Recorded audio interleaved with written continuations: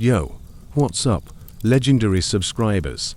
Welcome back to the channel, where we bring history's wildest legends to life with epic storytelling that'll have you on the edge of your seat. If you're new here, do me a solid, smash that like button. If you love a good tale of ambition and glory, hit subscribe to join the ranks of history buffs, and drop a comment below. Where are you watching from today? Paris, New York, or maybe sipping coffee in a Corsican cafe? Let's build that global community. Your stories fuel the fire. Today, we're kicking off a brand new series on one of history's ultimate underdogs turned overlords, Napoleon Bonaparte, the Corsican conqueror. Over 15 chapters, well charged through his life like a cavalry saber, battles, betrayals, reforms, and that unbreakable will that reshaped the world. If you're ready to march with the emperor, let's dive in. Picture this: a stormy Mediterranean island, jagged cliffs battered by waves, where the air hums with the scent of wild maquis scrub and the distant rumble of revolution. It's August 15, 1769, and in the modest home of a struggling lawyer, Carlo Bonaparte, a boy enters the world's small, fierce-eyed, and already destined to upend empires. They name him Napoleon Bonaparte, a nod to his Genoese-Italian roots, but the world will know him as Napoleon Bonaparte, the little corporal who crowned himself emperor, redrew Europe's map with a stroke of his pen, and ignited wars that echoed for a century. His story isn't just history, it's a pulse-pounding saga of raw ambition, tactical genius, and the intoxicating rush of power, a tale that asks, what if one man's fire could consume a continent? Corsica in 1769 was no sleepy backwater. Just 13 months before Napoleon's birth, the island had been sold by the Republic of Genoa to France for 40 million lire, a bargain that sparked outrage among its fierce independence fighters. Led by Pasquale Paoli, the father of the nation, Corsicans had tasted freedom in their short-lived republic, complete with a constitution and assembly. But French troops crushed the rebellion at Ponte Nuovo in 1769, forcing Paoli into exile. Into this cauldron of resentment stepped the Bonaparte family, minor nobles of Tuscan descent, Carlo, a silk-stockinged advocate who'd studied law in Pisa, and his iron-willed wife, Letizia Ramolino, a beauty from a family of shepherds who bore 8 children, 6 surviving to adulthood. Napoleon, their second son and 4th child, grew up in Ajacio's narrow streets, speaking Corsican Italian at home and idolizing Paoli as a hero, though his father's pragmatic alliance with the French occupiers would later brand the family as collaborators. Life was lean but laced with pride. The Bonapartes scraped by on Carlo's legal fees and a small vineyard, but Letizia ruled the household like a general, pinching pennies and drilling discipline into her brood. Young Napoleon, scrawny and hot-tempered, devoured books by Plutarch on ancient heroes like Alexander and Caesar, dreaming of glory while dodging bullies who mocked his accent. At 9, opportunity knocked. Carlo, leveraging connections from his studies, secured spots for his sons at French military schools subsidized by the king himself. In 1779, Napoleon bid tearful farewell to Corsica, sailing to mainland France with his elder brother Joseph. The parting was wrenching, letters home brimmed with homesickness, but it forged his steel. "I'm a Corsican by birth, but French by destiny," had later muse, a sentiment that defined his life's tightrope walk between island rebel and imperial architect. France in the 1780s was a powder keg. Louis V's lavish court at Versailles squandered gold, while peasants starved.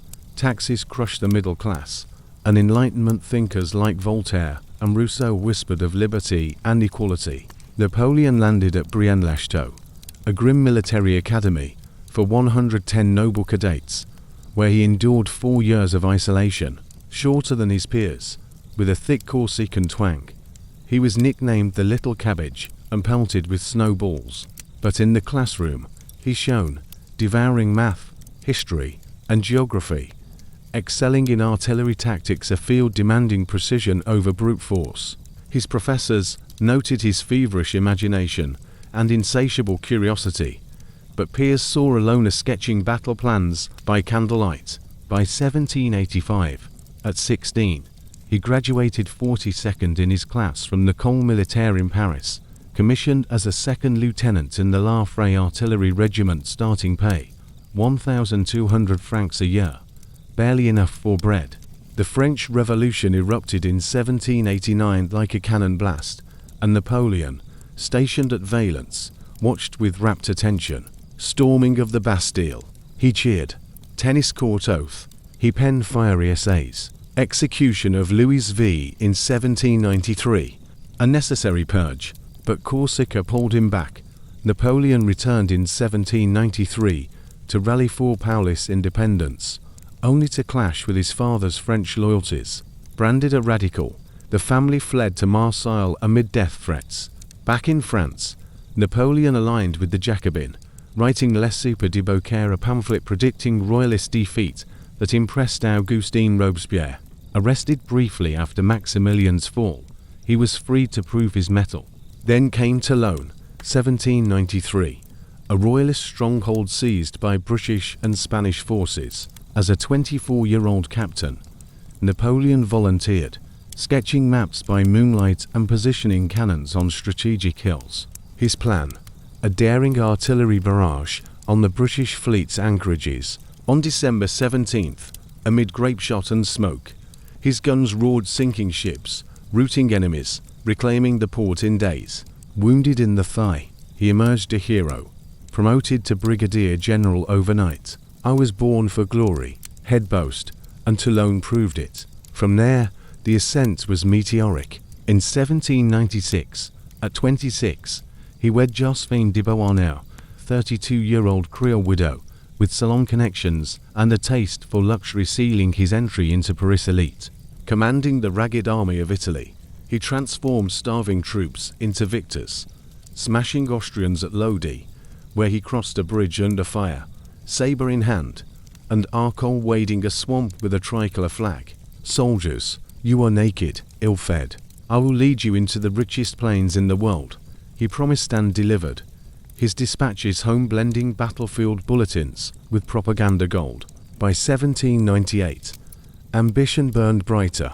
The Egyptian campaign, a bid to cut British trade routes and chase Alexander's ghost, landing 35,000 men at Alexandria. He crushed Mamluks at the pyramids. 40 centuries looked down on you. But Nelson torched his fleet at the Nile. Stranded, yet undeterred, Napoleon snuck back to France in 1799, plotting amid the Directory's corruption. On November 9, 18 Brumaire, with brother Lucien's bayonets at the ready, he dissolved the government in a bloodless coup, becoming first consul at 30. The revolution was over. The Napoleonic era dawned. In 1804, at Notre Dame, he snatched the crown from Pius V's hands. "God gave it to me, woe to who touches it." Declaring himself emperor, his code Napoleon swept away feudal relics, mandating equal inheritance, secular marriage, and merit-based careers. Wars followed. Austerlitz, 1805. His son of Austerlitz masterpiece Jena, 1806. Shattering Prussia. By 1810, Europe bowed sibling kings on every throne, from Naples to Westphalia. Yet cracks formed. The 1807 continental system choked British trade, but starved allies. Divorce from childless Josephine in 1809. From Marie-Louise of Austria birthed an heir, but sowed resentment. Then, 1812, Russia. 500,000 men marched, fewer than 40,000 returned, frozen and broken. Coalitions rose. Leipzig's Battle of Nations, 1813, crushed his armies. Paris fell in 1814. Abdication followed, exile to Elba, a golden cage. But Napoleon wasn't done. Escaping in 1815 for the 100 Days, he rallied France. "Here I am, and here I'll stay." Waterloo, June 18, 1815. Rain-soaked fields, Ney's cavalry charges, Butcher's Prussians defeat, banished to street. Helena, he dictated memoirs, pondering, "From the heights of these pyramids, 40 centuries look down on us. What have they seen since?" Napoleon died May 5, 1821 poisoned by wallpaper, arsenic, or gastric cancer. His legacy: a meritocrat who spread liberty at bayonet point, modernizing Europe while burying millions. In this series, well charged through it all: his Corsican fire, revolutionary forge, imperial blaze, and final flicker. Chapter 1 awaits the boy who dreamed of eagles. What's your favorite Napoleon moment? Comment below, and let's march on. The salty Mediterranean breeze whipped through the narrow, sun-baked streets of Ajaccio, carrying whispers of rebellion and the faint clamor of French bayonets drilling in the distance. It was a world of jagged granite cliffs plunging into turquoise waves, wild murky bushes perfuming the air with their resinous bites, and a people as untamed as the boars roaming the mountains. Here, on August 15, 1769, just 3 months after French troops had crushed the Corsican independence fighters at the bloody Battle of Pontenuovo, Napoleon Bonaparte entered the stage. His mother, Letizia Ramolino, a 19-year-old firebrand from a line of Lombard nobles turned shepherds, had trudged to the front lines pregnant, supporting her husband Carlo in Pasquale Paoli's doomed stand against the invaders. Legend has it, she even bandaged the wounded amid the gunfire, her unborn son absorbing the chaos like a sponge. Little did they know, this child born in the modest Maison Bonaparte on Rue St. Charles, a cramped stone house with a leaky roof and a view of the harbour, would one day turn that same fury against the world. Corsica in those days was a powder keg masquerading as paradise, ceded by Genoa to France in 1768 for a paltry 40 million lire a deal that felt like selling a lion's heart for scraps. The island seethed under foreign rule. Pasquale Paoli, the silver-tongued Babbo di Nazione, father of the nation, had forged a brief republic in 1755, complete with a constitution, printing press, and university, dreaming of Enlightenment ideals amid the olive groves. But Louis XV's redcoats had snuffed it out, leaving scars deeper than the gorges of the Tavignano River. Into this stormed the Buonapartes, minor Tuscan nobles who'd washed up on Corsica's shores in the 16th century, scraping by on Carlo's loyally wits and a sliver of vineyard that barely quenched a family's thirst. Carlo Maria Buonaparte, a dapper silk-stocking advocate with a penchant for poetry and politics, had fought alongside Paoli, but shrewdly switched sides when the winds shifted, earning a spot as Corsica's representative to the French court in Versailles. It was a gamble that saved their skins, but branded them collaborators in the eyes of die-hard nationalists. Letizia, though the real general of the household, was the anvil on which Napoleon was hammered. Tall, olive-skinned, with piercing black eyes, and a will of Corsican granite, she bore 13 children in 20 years, 8 surviving infancy, and ruled her brood like a Spartan queen. She disciplined us with an iron rod, Napoleon later recalled, half in awe, half in terror. At 5, he and his siblings' eldest brother Joseph, the gentle dreamer sisters Elisa, and the tomboyish Pauline, and the rowdy pack that followed were packed off to the local Jesuit school, where Napoleon devoured Latin and grammar that chafed at the rote drudgery. He was a scrawny slip of a boy, all knees and elbows, with a mop of dark hair and eyes that burned like smouldering coals. Bullies called him the little Corsican runt, but he fought back with fists and fury, once thrashing a playmate so savagely that blood stained the whitewashed walls. Yet beneath the scraps lurked a voracious mind. By age 7, he was sneaking into Carlo's library, gobbling tales of ancient conquerors, Plutarch's Alexander, charging into Persia, Caesar crossing the Rubicon. "I'll be a soldier," he declared one evening, saber-toothed imagination already plotting sieges on the kitchen table. Paoli loomed large in the boy's pantheon, a godlike figure with his powdered wig and enlightened decrees, exiled to England, but forever the heartbeat of Corsican resistance. Napoleon hung on every bard's ballad about Pontenuovo, where 2,000 patriots fell to French grapeshot, their ghosts howling in the maquis wines. "I too shall one day be a Paoli," he vowed to Joseph during a midnight ramble along Ajaccio's ramparts, the sea crushing like applause below. But cracks appeared early. Carlo's courtly schmoozing of Versailles flattering the Sun King's ministers for noble patents and bursaries reeked of compromise. In 1771, the family's noble status was rubber-stamped by French decree, unlocking doors to mainland schools, but it widened the rift with Paulist purists. Napoleon felt it keenly. At 9, while other boys played hoops with olive branches, he was drilling imaginary troops on the family terrace, barking orders in a mix of Corsican dialect and mangled French.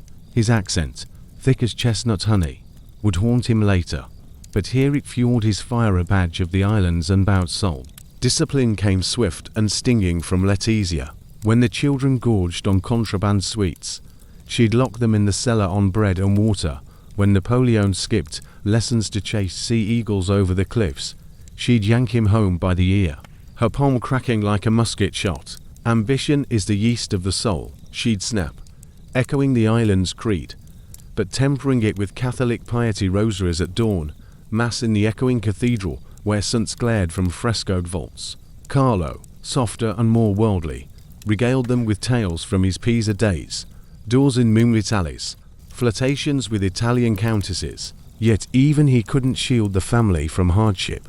A smallpox outbreak in 1774 claimed a cousin, droughts withered the vines, forcing pawning of silver candelabras. Napoleon, ever the schemer, bartered wild figs for lead soldiers, melting them down to forge tiny cannons in the hearth, his first artillery experiments, omens of the thunder to come.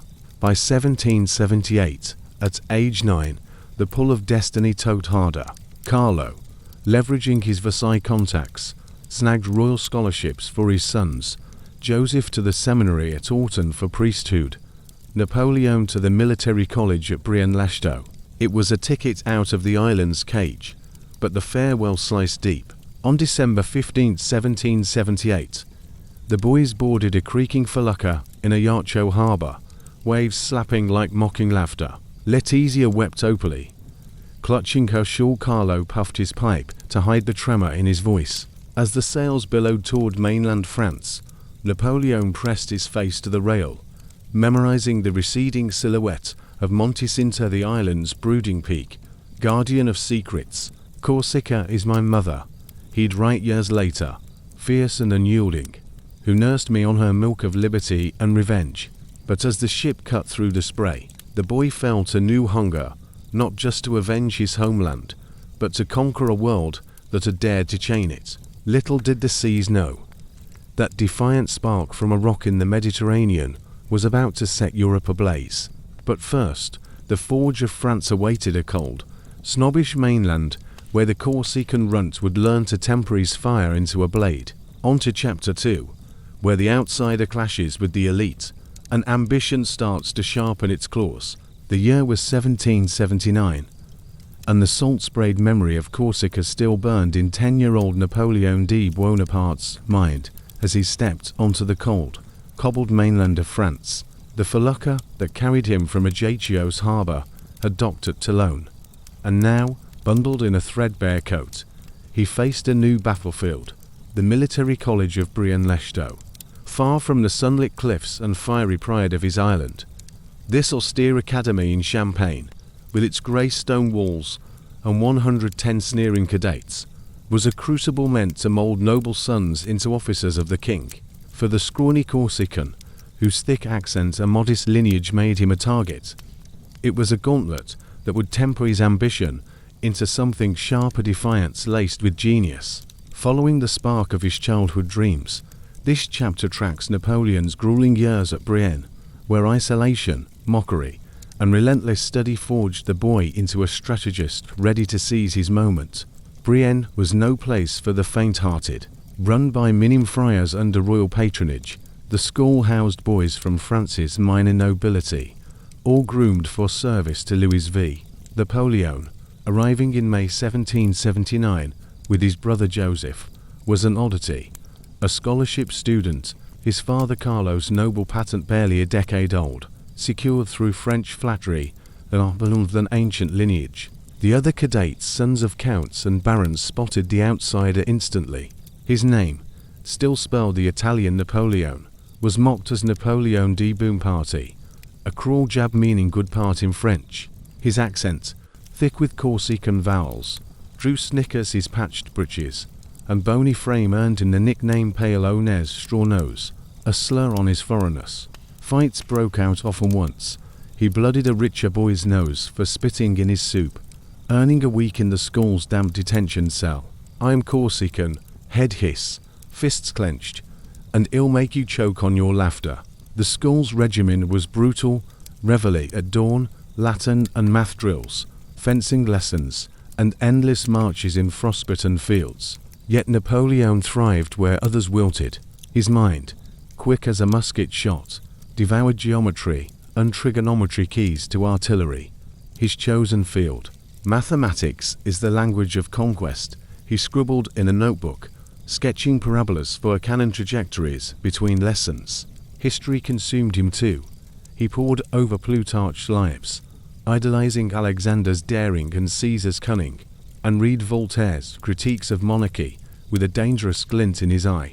Teachers noted his ardent character and insatiable curiosity, but also his solitude. While peers swapped tales of Parisian balls, he sat alone in the library, mapping imaginary sieges or writing letters to Carlo, pleading for news of Corsica's unrest. Life wasn't all books and brawls. Brie and a Spartan diet gruel, stale bread, and thin soup starved his growing frame, and homesickness gnawed deeper. Letters to Letizia, written in halting French, begged for dried figs or stories of Ajacio's harbour. Winters were worst, snowdrifts buried the campus, and Napoleon, shivering in his cot, dreamed of Corsica's warm maquis, only to wake to jeers from dorm mates tossing snowballs at his bed. Yet he found solace in small rebellions. He planted a mulberry tree in the school garden, a nod to Corsican tradition, and guarded it fiercely, once chasing off vandals with a stolen fencing foil. "This is my land," he growled, a boy claiming dominion over a patch of dirt. By 1784, at 15, his brilliance caught the eye of inspectors. General Pierre Dutil, a guest examiner, was stunned by Napoleon's artillery calculations, recommending him for the prestigious École Militaire in Paris. That October, he transferred to the capital's gilded halls, a world of marble staircases and royal portraits that dwarf the Corsican. Here, among 200 elite cadets, the snobbery intensified.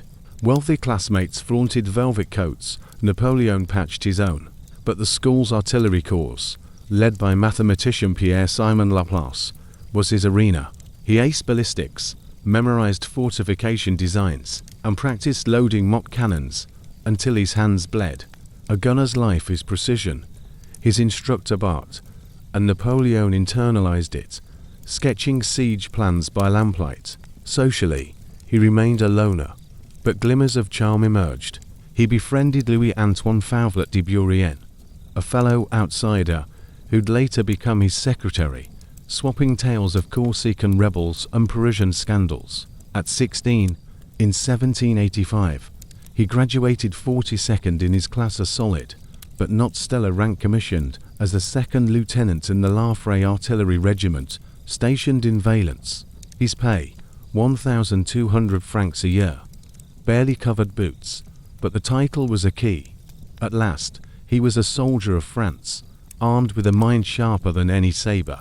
As he packed his trunk, leaving Paris spires behind, he carried a parting gift from a teacher, a worn copy of The Art of War. "You'll need this, Bonaparte," the friar said.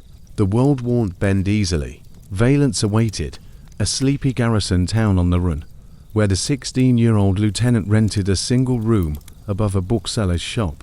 There, amid stacks of Rousseau and Montesquieu, the French Revolution's first rumbles reached him, pamphlets preaching liberty, crowds chanting in the streets. Corsica still tugged at his heart. He wrote fiery essays defending Paulis' cause, dreaming of liberating his island. But France was stirring, and the boy who'd fought for respect at Brienne now sensed a larger stage. The defiant spark from Ajaccio was hardening into something new, a strategist's cold fire, ready to ignite at the first whiff of opportunity. Next, the revolution explodes, and young Napoleon finds himself caught in its chaos, torn between Corsica's call and France's destiny. What choice will he make? The year 1789 crackled with the electric charge of upheaval, and for 19-year-old Napoleon Bonaparte, now a second lieutenant in the La Fraye artillery regiment, the world was splitting open like a cannon barrel. Stationed in the sleepy town of Valence on the Rhône River, he was far from the gilded salons of Paris, where the French Revolution was igniting. The boy who'd clawed his way through Brienne's taunts and Paris' elite école militaire, as we saw in the last chapter, now found himself at a crossroads. Corsica's defiant pulse still beat in his chest, urging him to fight for his island's freedom. But the revolutionary fervor sweeping France offered a stage vast enough for his ambitions. This chapter dives into Napoleon's awakening amid the storm of 1789, as he navigates loyalty, rebellion, and the first sparks of his destiny. Valence was a backwater, its cobblestone streets lined with vineyards and indifference. Napoleon's days were spent drilling gunners, inspecting cannons, and sketching fortifications in a cramped room above a bookseller's shop. His pay, 1,200 francs a year, bought little more than bread, coffee, and dog-eared copies of Rousseau's Social Contract and Voltaire's Candide. These Enlightenment texts lit a fire in him. He scribbled notes in the margins, dreaming of a world where merit, not birth, crowned kings. When news of the Bastille's fall on July 14, 1789, reached Valence, Napoleon cheered from his garret window, toasting with cheap wine to the end of tyranny.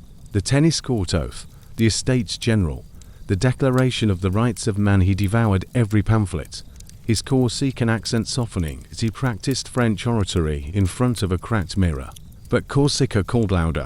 The island, still chafing under French rule, saw the revolution as a chance to revive Pasquale's powerless dream of independence. In 1789, Napoleon took leave and sailed home to Ajaccio, his first return since leaving at 9. The harbour's familiar tang of salt and maquis hit him like a memory. But the island had changed. Paoli, exiled in London, was a spectre to his supporters, including Napoleon's brother Joseph, now a lawyer, rallied for autonomy within revolutionary France. At 20, Napoleon threw himself into the fray, joining the Ajaccio Jacobin Club, a hotbed of radical ideas. He penned fiery speeches, urging Corsicans to seize the revolution's promise of liberty. "We are French by necessity, but Corsican by blood," he argued at a raucous meeting, dodging tomatoes from royalist hecklers. His charisma, though raw, began to turn heads. Family tensions simmered. Carlo, his father, had died in 1785, at 38 from stomach cancer, leaving Letizia to wrangle 8 children on a dwindling estate. Napoleon, now the de facto patriarch, clashed with Joseph's cautious diplomacy. "Talk less, act more," he snapped, organizing a volunteer militia to guard Ajaccio's citadel. In 1790, when France granted Corsicans citizenship, Napoleon saw a path, aligned with the revolution, to free his island.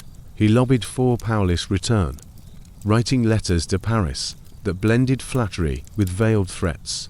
By 1790, Paoli landed back in Corsica, greeted as a hero. Napoleon, starry-eyed, met his idol, but the 65-year-old leader eyed the young upstart warily. Too ambitious, too French. The revolution's chaos offered opportunity.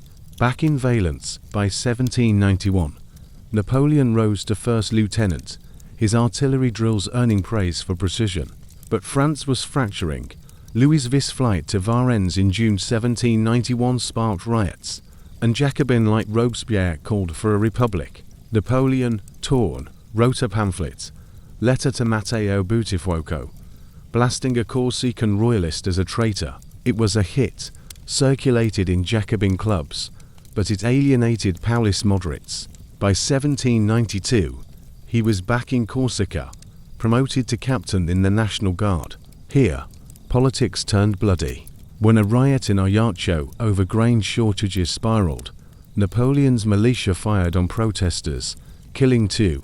Paoli, now governor, accused him of overreach. "You're no Corsican," a Paolist spat, You're a Frenchman in disguise. The breaking point came in 1793. France declared itself a republic, executed Louis V, and plunged into war with Europe's monarchs. Napoleon, now 23, sided fully with the Jacobin, writing Les Soupers de Beaucaire, a dialogue imagining a republican soldier debating royalists into submission. It caught the eye of Augustin Robespierre, brother of the radical Maximilian, but in Corsica, Paoli turned against the revolution, fearing its extremism. When Napoleon tried to seize the French-held citadel at Ajaccio for the Republic, Paoli's forces branded him a traitor. The Bonapartes Letizia, Joseph, and the younger siblings fled under cover of night in June 1793, dodging musket fire as they boarded a ship to Toulon. Their home was looted, their vineyard torched. Corsica has betrayed me, Napoleon wrote bitterly, but France will be my forge. Landing in Toulon, penniless and exiled, Napoleon faced a new reality. The revolution was devouring itself, Jacobin guillotining moderates, royalists plotting revenge. Yet for the Corsican outcast, the chaos was a ladder. His artillery expertise, honed in Valence's dusty fields, was about to meet its moment. Toulon, held by British-backed royalists, was the next battlefield, and a 24-year-old captain was ready to fire the first shot of his legend. Next, the siege of Toulon, where Napoleon's cannons will roar, and a nobody becomes a name. The autumn of 1793 hung heavy over southern France like a shroud of gunpowder smoke and salt spray. And for 24-year-old Captain Napoleon Bonaparte, the exile from Corsica had become a desperate scramble for survival. Penniless after fleeing Ajaccio with his family, their possessions seized by Paoli's vengeful nationalists, he arrived in Toulon not as a hero, but as a ghost haunted by betrayal, pockets empty, and his Jacobin sympathies a fragile shield against the revolution's guillotine. The city itself was a cauldron of treason. Toulon, France's crown jewel of a naval base, with its sprawling arsenal and deep water harbour, had fallen to a royalist uprising in late August. Its federalist rebels outraged by the Jacobin purge of moderate Girondins handing the keys to a British fleet under Vice Admiral Sir Samuel Hood. Hood, with 27 warships and 14,000 troops, bolstered by Spanish and Neapolitan allies, anchored triumphantly, promising to safeguard the ports for the imprisoned young Louis V and restore the old monarchy. To the desperate royalists, it was salvation. To the Republic, it was a dagger to the heart. Losing Toulon meant ceding Mediterranean supremacy and inviting invasion. Napoleon stumbled into this inferno on September 16th, escorting a convoy of powder wagons from Marseille to Nice, his uniform threadbare and his stomach hollow. Toulon buzzed with the thunder of Republican cannons. General Jean Fromenteau's ragtag army of 20,000, a motley force of volunteers and conscripts, had blockaded the land approaches, but lacked the heavy guns or strategy to crack the nut. The city's heights bristled with 100 enemy cannons, its walls manned by 15,000 defenders, and the harbour a fortress of British ironclads. Napoleon, ever the opportunist, detoured to the Republican headquarters at Le Bousset, 15 kilometres northwest, to pay respects to Antoine Christophe Salicetti, a fellow Corsican deputy to the National Convention, and a Montagnard radical whose influence could mean bread or the blade. Salicetti, spotting a kindred spirit in the young captain's fierce eyes and revolutionary pamphlet Les Soupers de Beaucaire, a biting satire that had already whispered his name in Jacobin circles, thrust him forward. The army's chief of artillery, Colonel Elsa Auguste Cousin de Dommartin, had been gravely wounded at Orleans. Despite mutual disdain, Dommartin saw Napoleon as an upstart Corsican. Salicetti and his ally Augustin Robespierre hosed the 24-year-old on the roll. "This one fights like a demon," Salicetti growled.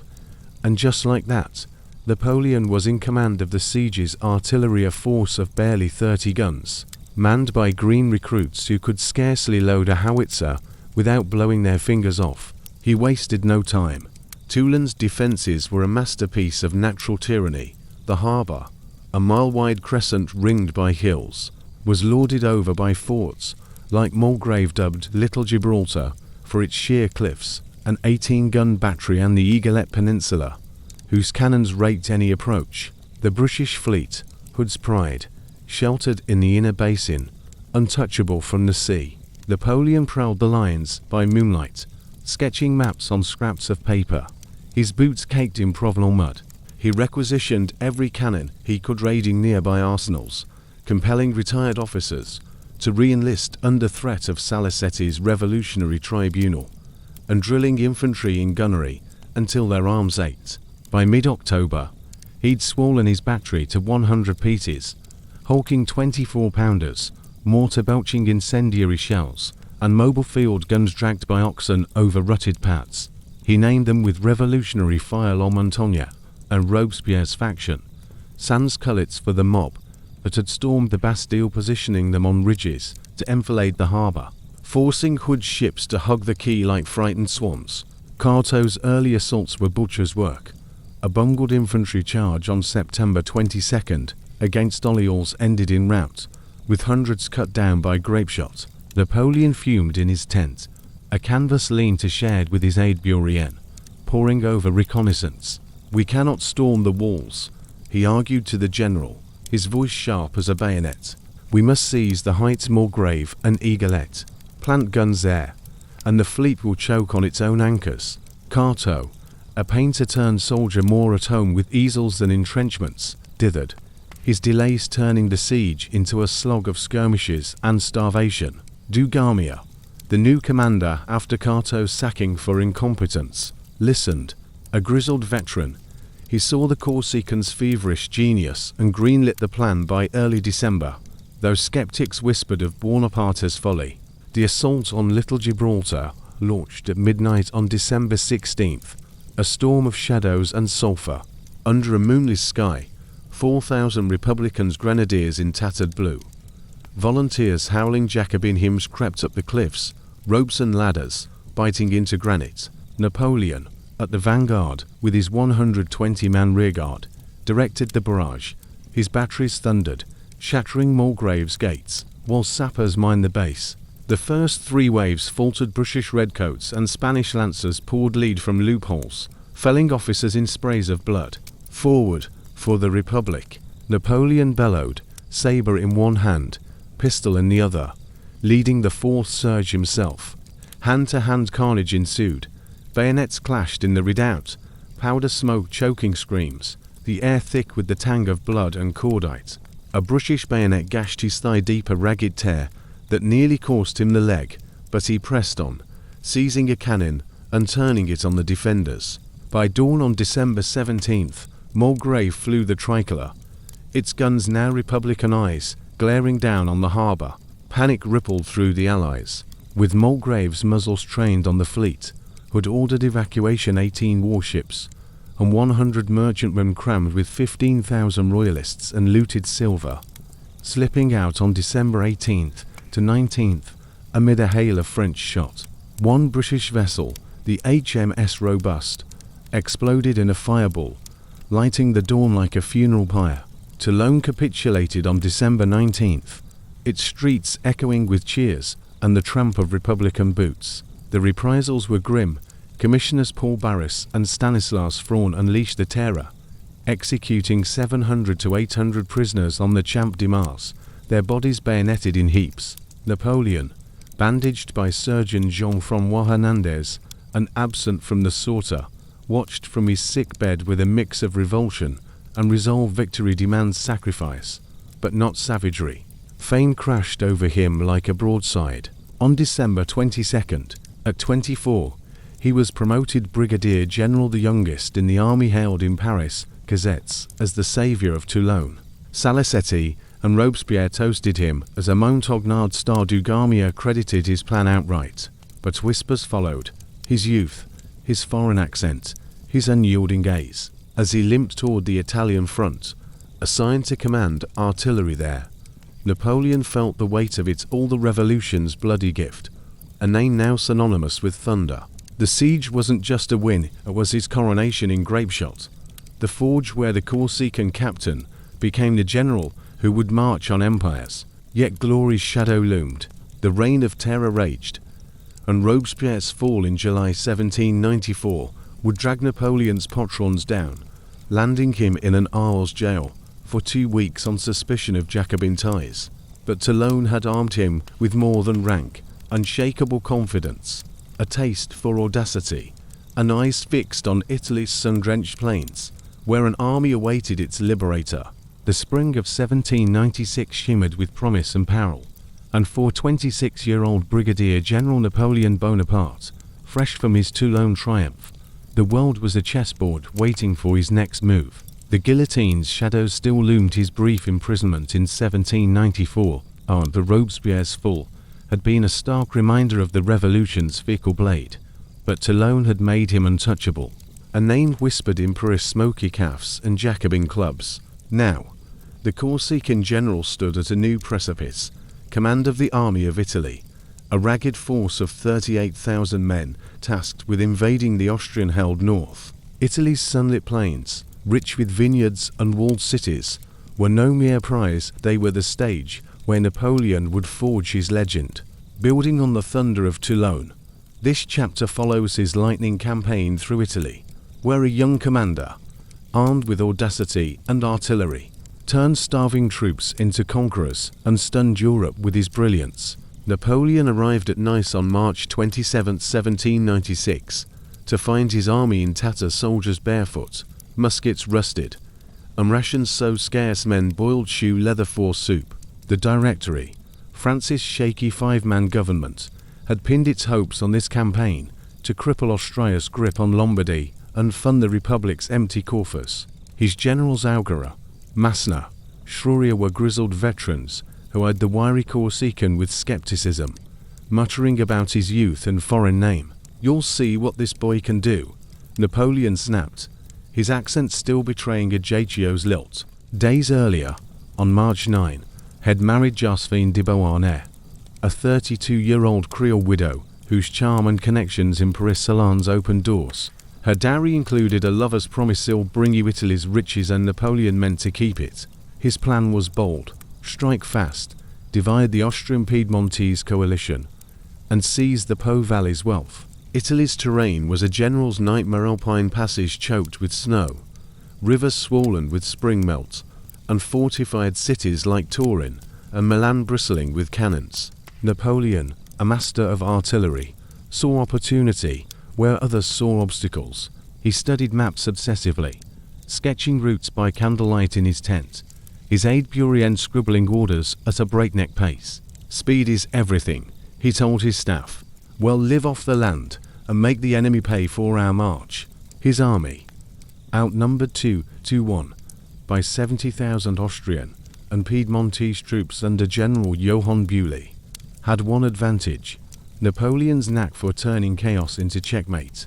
The campaign exploded into motion in April. On April 10th, at Montenot, Napoleon outmaneuvered Beaulieu's scattered forces, his cannons blasting through fog to rout 6,000 Austrians in a single day, 1,500 enemy dead to his 800.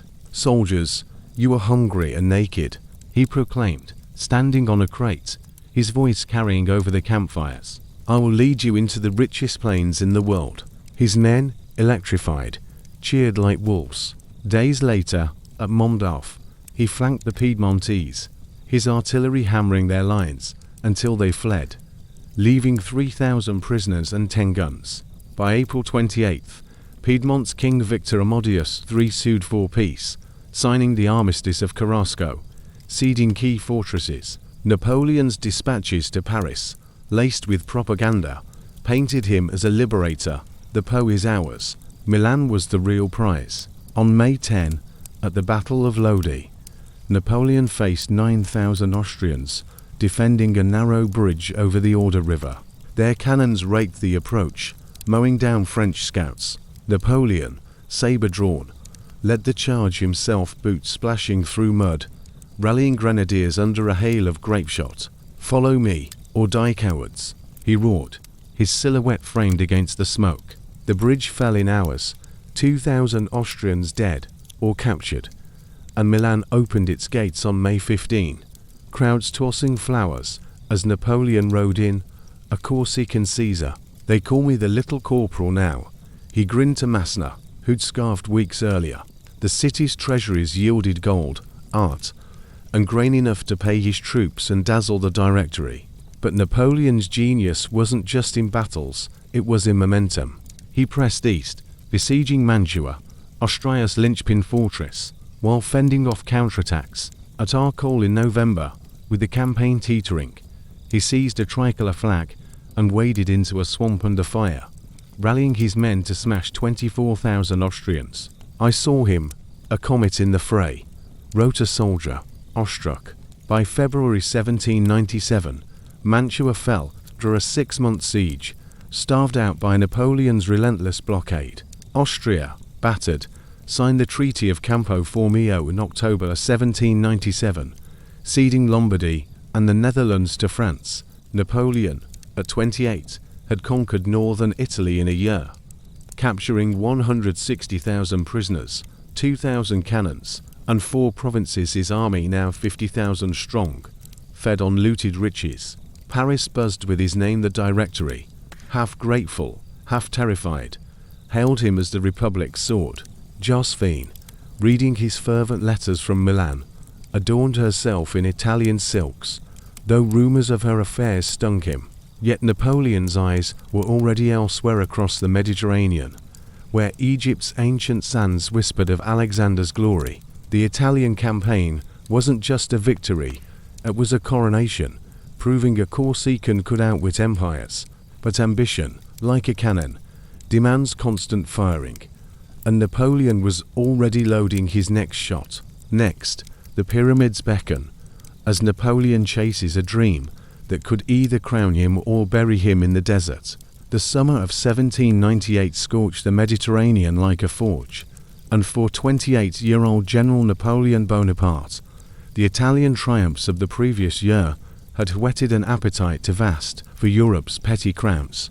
Back in Paris after Campo Formio, he'd been lionized, a marble bust in the Louvre, crowds chanting his name, but the Directory's corruption warred at him. Their 5 squabbling directors, more interested in lining pockets than leading. "They are 5-headed Calibans," he confided to Josephine, his letters from Rastatt peace talks laced with disdain. Egypt beckoned as a grand diversion, a strike at Britain's lifeline to India, a romantic echo of Alexander's conquests, and a chance to etch his name in sand and stone. With Directory backing grudging, laced with secret orders to stay abroad, Napoleon assembled his Army of the Orient, 35,000 men, 400 ships, and a cadre of savants, engineers, artists, astronomers to liberate the Nile and study its wonders. This chapter plunges into the Egyptian Odyssey, where glory's mirage shimmered amid pyramids and plagues, revealing the cracks in Napoleon's imperial dream. The Armada sailed from Toulon on May 19, 1798, a floating city of billowing sails and brass cannons, slipping past British patrols under Admiral Horatio Nelson's nose. Napoleon, pacing the flagship Lorient's quarterdeck, drilled his troops in Arabic phrases and Islamic customs, distributing kurans and coins stamped with revolutionary slogans. "We are friends of the Prophet," he proclaimed, though his motives were pure plunder: sever Britain's Indian trade, seize the Red Sea route, and perhaps crown himself Sultan of a new French East. Malta fell first, a crusader fortress snatched in 2 days, its knights fleeing with their relics. By July 1st, the fleet anchored off Alexandria, ancient Pharos lighthouse now a crumbling ruin, its minarets silhouetted against a blood-orange sunset. The landing was chaos, shallows wrecked transports, men waded waist-deep in surf under Mamluk fire, those elite slave soldiers of the Ottoman viceroy, clad in silk robes and charging on Arabian stallions. Napoleon, saber flashing, led the vanguard ashore, his grenadiers forming squares amid dunes. 40 centuries look down on you, he thundered on July 21st at Imbaba, the Battle of the Pyramids, as his 20,000 faced 40,000 Mamluks arrayed like a glittering hard lances gleaming, scimitars curved like crescent moons. The French volley fire shredded them, cannons barked grape shot into the cavalry charges, turning the sands red. Mamluks drowned in the Nile fleeing, their bays scattering like jackals. Cairo surrendered on July 24th. Its bazaars a whirlwind of hookahs, spices, and wary ore. Napoleon entered on a white charger, flanked by imams, promising liberty from Ottoman tyrants, though his savants marveled at the Sphinx, sketching obelisks, while soldiers looted the citadel's gold. Egypt was no Italian picnic. The Nile's bounty massed a hellscape. Dysentery felled thousands, heat baked powder dry, and flies swarmed like biblical plagues. Napoleon, ever the showman, staged scientific spectacles, balloon ascents over the pyramids, a printing press churning Arabic proclamations, but resentment simmered. Fellas spat at the Frankish docks, and a Cairo uprising in October saw streets run with French blood before bayonets quelled it. Yet Napoleon's mind soared. He founded the Institute of Egypt, hosting debates on Nile hydrology amid mummified kings, dreaming of a canal to the Red Sea. "Here, I am Caesar," he wrote to Josephine, enclosing scarab amulets, though her silence fueled by Parisian dalliances gnawed like sand in a wound. The sea turned traitor on August 1st. Nelson, that one-eyed terrier, ambushed the fleet at Aboukir Bay, his 13 ships igniting an inferno. L'Orient exploded in a cataclysm of flames and splintered oak, claiming 1,000 lives and stranding Napoleon's army cut off, supplies rotting in holds. The English are a nation of shopkeepers, Napoleon raged, but the loss was a gut punch. No retreat, no reinforcements.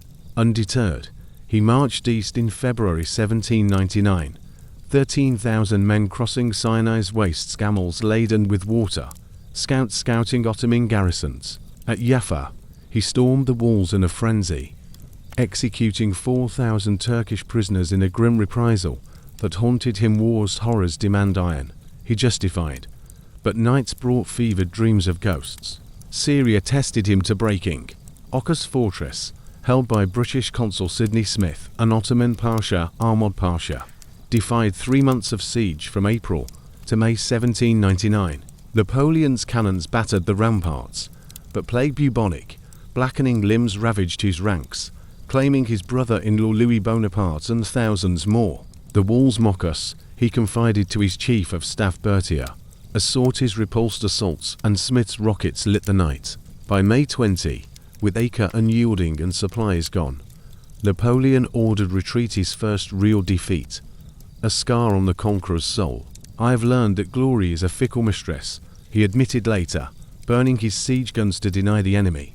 Back in Egypt by June, he smashed an Ottoman landing at Aboukir, July 25th, bayonets gleaming in the surf as French squares held against Janissary charges. But whispers of European coalitions, Russia, Austria, Britain, reached him via blockade runners. The army, down to 20,000 ghosts, idolized him.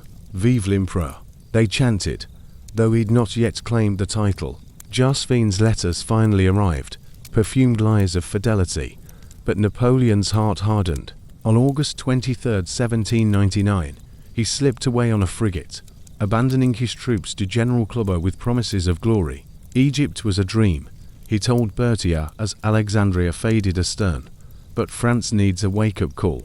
The Odyssey had crowned him in the East conqueror of pharaohs, scholar of suns, but exposed his limits, logistics lash, diseases scythe, and the sea's cruel caprice. Returning to a France teetering on royalist revolt, Napoleon carried not just laurels, but a blueprint for power. Blend military might with enlightened myth. The pyramids had watched him rise now. Paris awaited his grasp. Next, shadows gather in the capital, where a coup will shatter the Republic and birth an empire in its cradle.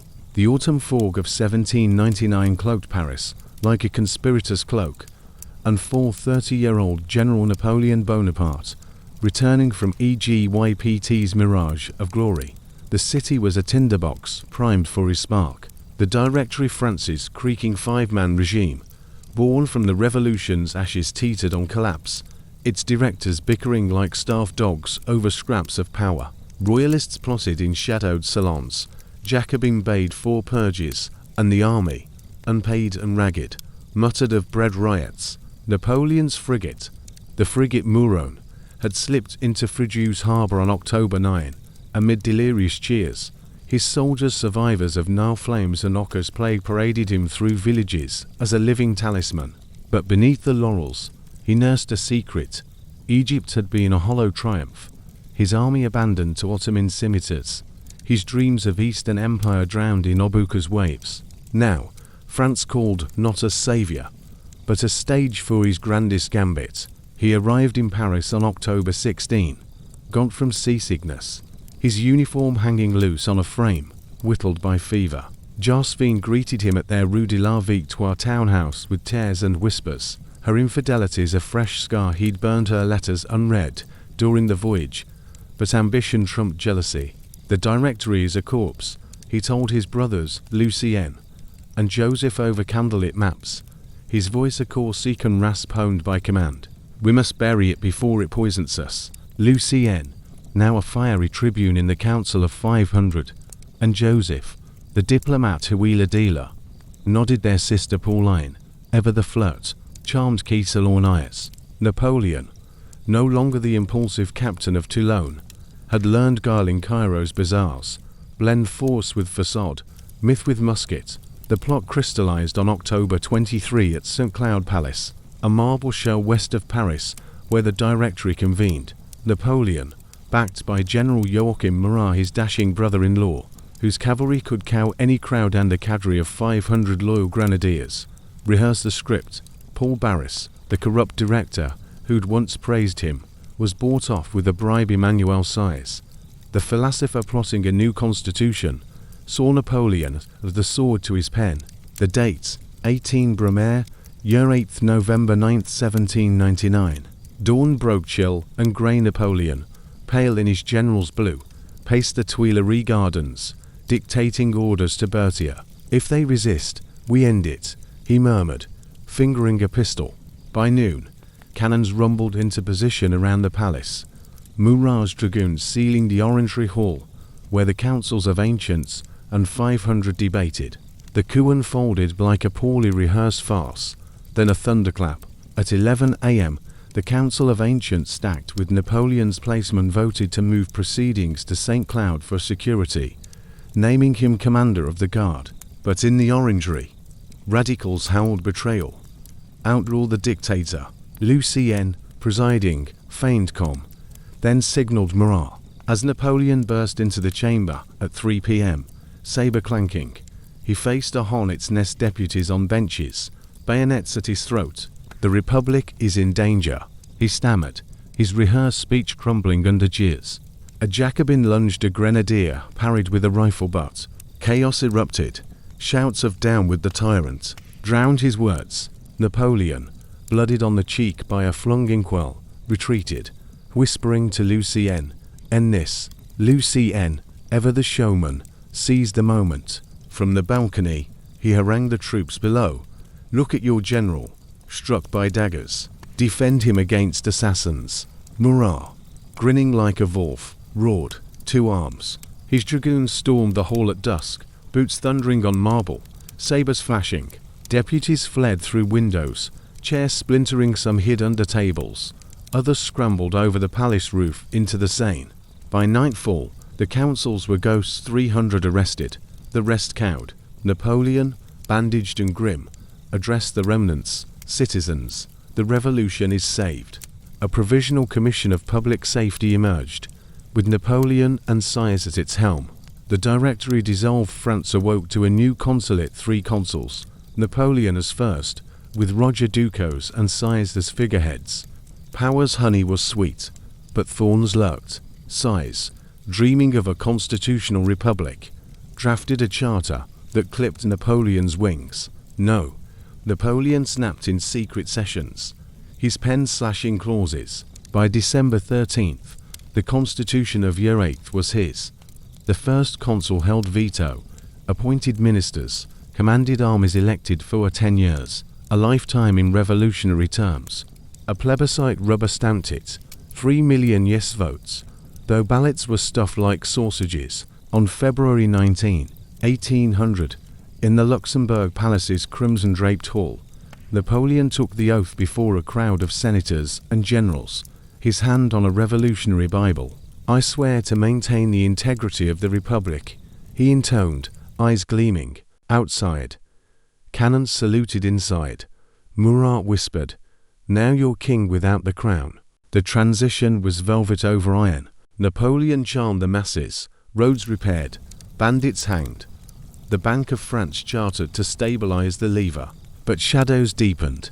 Royalist plots daggers 1800 bomb in Rue Saint-Nicaise. Exploding near Josephine's carriage nearly ended him. He retaliated with 130 executions. Jacobin grumbled at his Catholic concordat with Pius V in 1801, restoring churches, but under state control. "Religion is excellent for the masses," he quipped, blending enlightenment with empire. Ambition swelled like the Seine in flood. By 1802, after Marengo's 1800 masterpiece flanking Austrians in Piedmont, Forgue, turning defeat to rout, he'd forced the peace of Amiens with Britain. A brief European hush. The plebiscite extended his rule for life. Senators crowned him with laurels in the Invalides. But a crown of gold tempted more. In 1804, whispers of empire rippled through his circle. Talleyrand, the limping fox, urging monarchy to stabilize Fouch, the police spider, nodding from the shadows. On May 18, the Senate voted a referendum. Shall Napoleon be emperor? The yeses thundered 3.5 million to 2,500. The coronation was theatre divine. On December 2, 1804, Notre Dame's nave glowed with 10,000 candles, its arches echoing with Te Deums. Pope Pius V, robed in white, arrived from Rome, expecting to anoint a son of the church. But as the moment neared, Napoleon, clad in crimson velvet, laurel wreath glinting, snatched the crown from the pontiff's hands. With Josephine kneeling in white silk, he placed it on his brow. Then hers. "I crown thee, Empress." Pius V, ashen, murmured a blessing and fled to the sacristy. "God gave it to me," Napoleon declared to the gasping court.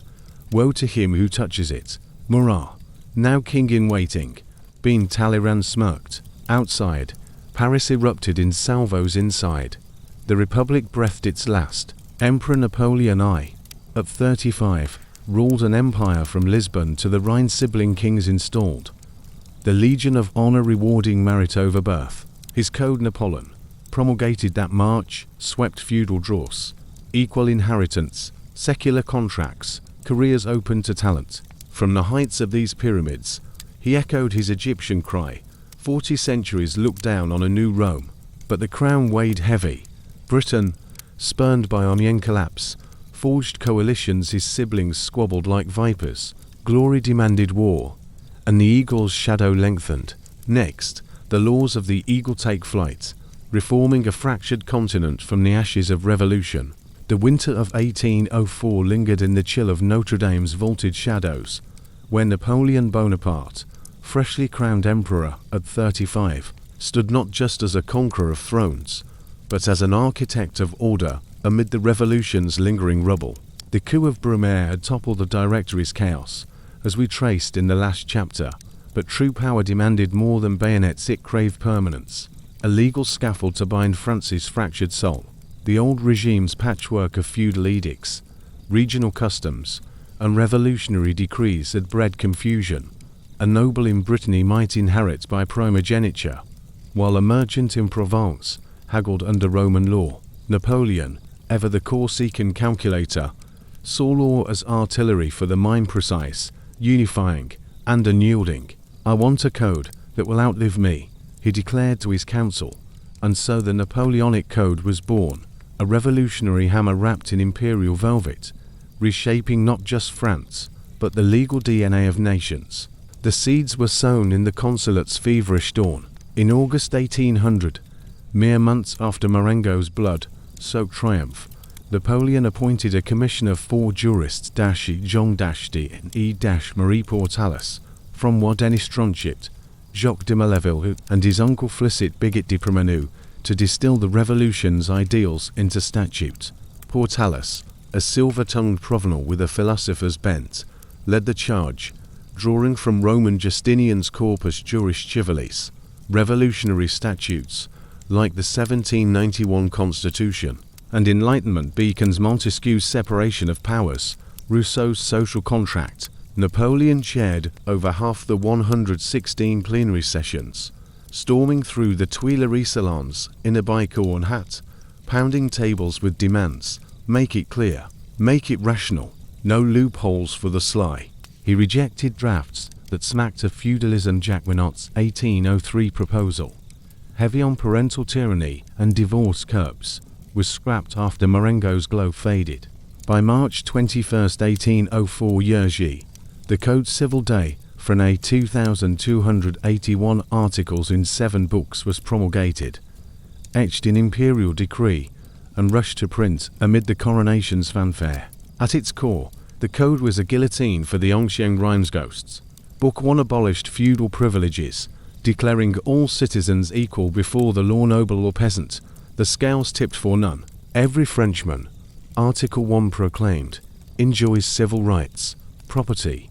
That sacred revolutionary cow was enshrined. Absolute ownership, free sale, no arbitrary seizures, fueling a bourgeoisie boom as land markets exploded. Contracts became ironclad freedom to bargain, but binding as chains, with delicts torts punishing breaches through compensation, not vengeance. Inheritance.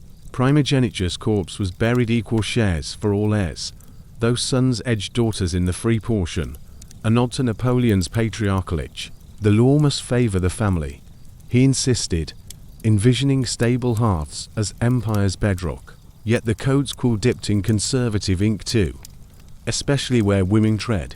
Book 1 subordinated wives to husbands. A woman's domicile followed her spouse's, her property funneled into marital community, her divorce rights curtailed to adultery or cruelty harder won than a man's. Children, illegitimate got scraps, no paternal claim without scandal. Napoleon, presiding over sessions with Josephine at his elbow, waved off feminist murmurs. Women are children's empire, let them reign there. Reforms came grudgingly, divorce allowed, but skewed guardianship, tilted paternal. It was liberalism's half measure, equality for men of merit, but the half as husband's fortress. Beyond the code, Napoleon's reforms cascaded like Rhine waterfalls. The Concordat of 1801, with Pius V muzzled revolutionary atheism, restoring Catholicism as France's preferred faith, while keeping bishops on state payroll. Churches reopened, bells pealed, but no popes meddling in politics. Education. The University of France centralized lycées, drilling 40,000 boys in math, classics, and patriotism, birthing a meritocratic elite. Infrastructure surged. The Pont d'Austerlitz spanned the Seine, canals laced the Loire, and the Rue de Rivoli sliced Paris like a saber. Fauci's police ensuring order amid the glow. The Legion of Honor, 1802, rewarded talent over title. Artisans knighted beside aristocrats, a velvet glove over the iron fist. Finance. The Bank of France stabilized the franc, taxes rationalized, no more arbitrary levies, though conscriptions more devoured youth. The impact rippled like grapeshot. In France, the code unified a nation sundered by dialects, and customs courts buzzed with clarity, not casuistry. Voltaire's lament, a traveller swapping laws like horses, faded to memory. Exported on bayonets, it seeded Europe, Belgium, Italy. The Netherlands swallowed it whole. Poland's Duchy of Warsaw blended it with Slavic roots. Even foes like Prussia reformed in its shadow. Latin America's criollos, chafing under Spanish yokes, cribbed it for independence codes. Chile's 1855 blueprint echoed its equality. The Middle East, Ottoman Tanzimat borrowed its secular spine, blending with Sharia. Globally, it birthed civil law traditions in Quebec, Louisiana. Even Japan's Meiji codes over 70 nations touched, from Senegal to Vietnam. But shadows clung. Women's subjugation lingered until 20th century upheavals. Divorce parity in 1975. Equal inheritance in 2001. Critics decried its authoritarian core. Judges bound to text. No common law evolution. Stifling nuance. Napoleon, quill in hand at St. Cloud, knew its double edge.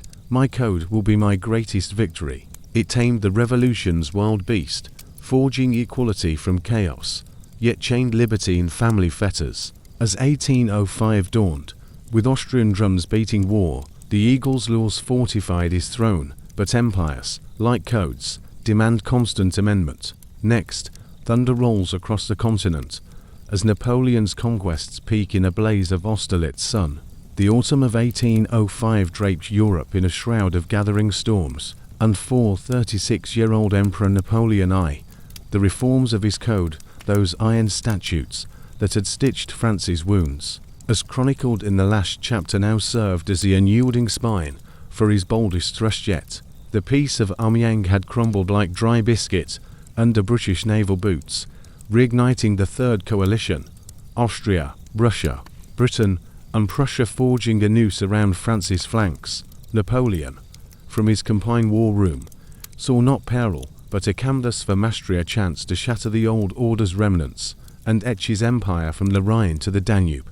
One more victory, he told his marshals, eyes alight with that Corsican gleam, and Europe kneels. This chapter charges through the height of Napoleonic conquest, from Ulm's trap to Austerlitz's sunlit slaughter, where the eagle's wings cast shadows over a continent.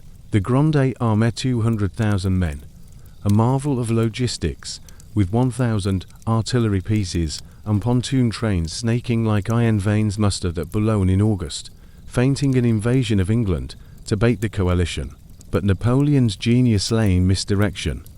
While Admiral Villeneuve's fleet tangled with Nelson off Cadiz, he wheeled south, crossing the Rhine on October 1, without a shot fired.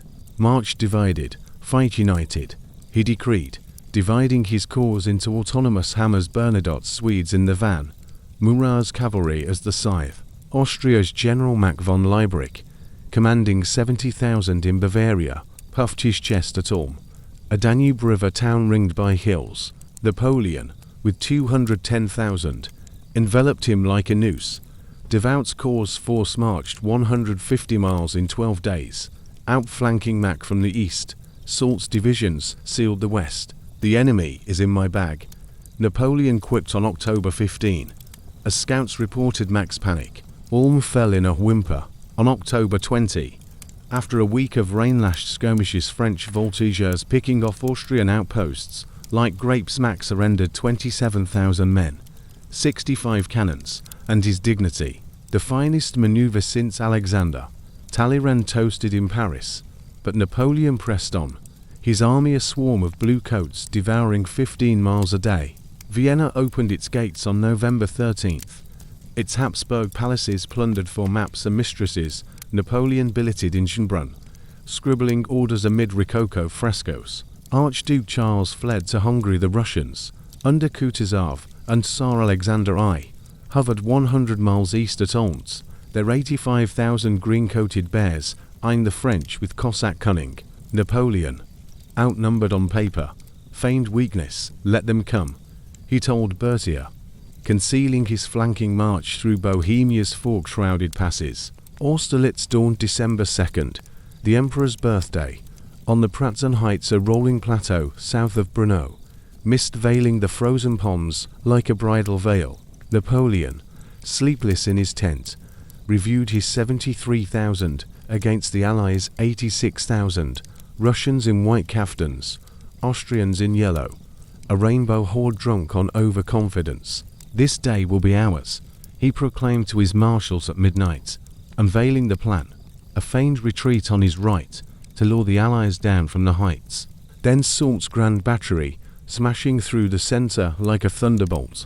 Dawn broke foggy, the sun piercing at 7 a.m. The son of Austerlitz, soldiers whispered, as if Apollo himself blessed the fray. Kutuzov bit.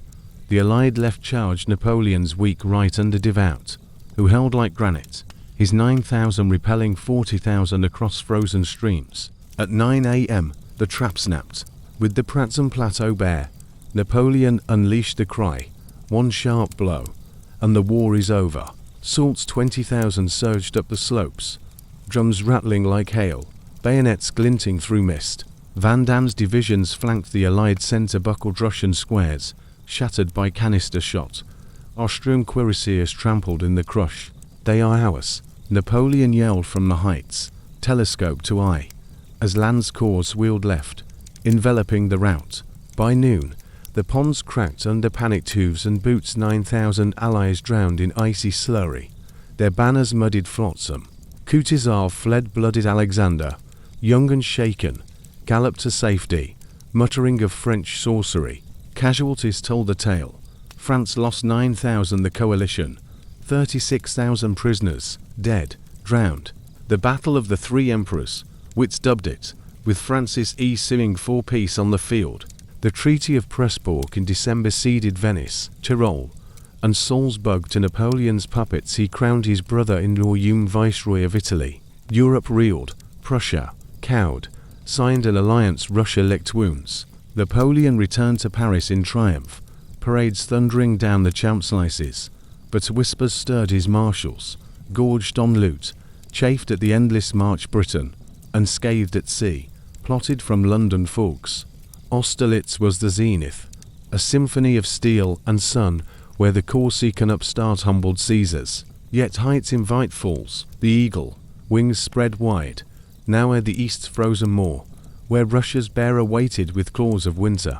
The summer of 1812 bloomed with a false serenity over Europe, but for 43-year-old Emperor Napoleon I, the Austerlitz zenith of 7 years past now felt like a distant echo, its sun dimmed by endless skirmishes and the creeping isolation.